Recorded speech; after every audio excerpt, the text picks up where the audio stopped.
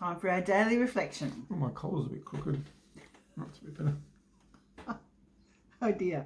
Colossians 4:6. Let your conversation be always full of grace, seasoned with salt, so that you may know how to answer everyone. Good. I'm not good at this. Answering which bit? People. Well, let your conversation be full of grace. So that's just being nice, isn't it? Well, nice, kind, gentle, considerate, thoughtful, all the above. Bit. So we're not sure everyone's conversations are full of grace. No.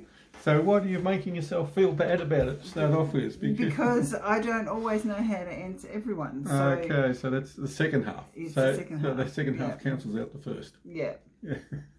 Pretty much. Yeah, well, maybe you should give yourself some positive from the first half so that you can get to the second half with some positiveness. So I've just got to assume that somehow or other I know how to answer everyone, even though I don't feel like I do. Well, it depends what you mean by answer everyone, doesn't it? Do you mean a big philosophical, big theological? Yeah, because that's what you do. You answer people with all these amazing, thoughtful responses and get people thinking, and I don't do that. Not in the same way I do. No. No, of course not. Thank God there's not two of me around. Isn't that part of the point? We all answer differently. Now, there was when we first married, the way in which you would answer or talk in conversations would make me cringe, and I'd want to crawl under the table. Subtlety was not my strong point, I have to say. And after a while, it took me probably 30 years, I reckon, to work out that what a great asset that is to be able to say things that need to be said. I can steamroll over any conversation and not have any embarrassment. Well, because mine's the opposite. I think about where everyone's coming from, and so therefore would be aware of what you were saying or what it might mean for someone else, but maybe they needed to hear it. And so you had a real gift to be able to say a thing that I would never say. Conversely, I have learned to think about where other people are coming from and to put things a bit more carefully. Yeah. That's part of it. So I think really it means everyone comes out of their own experience and who they are as a person and the gifts and talents God's given them. So I don't think it matters. I think underneath that is an integrity. It comes back to being who you are and being able to talk about what's real for you. Like, big sigh. It's not like I feel like it's easy for you, and it's not easy for me. So which bit's easy for me? Knowing how to answer everyone. You always have amazing answers for everyone.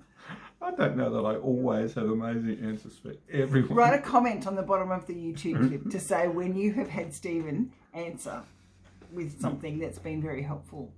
Yeah, well, I bet you we'll get people saying something. Or on Facebook, if you've watched this on Facebook. No. Yeah. There will be people who will say, Stephen Baxter changed my life because of the answer he gave to my question. Yeah.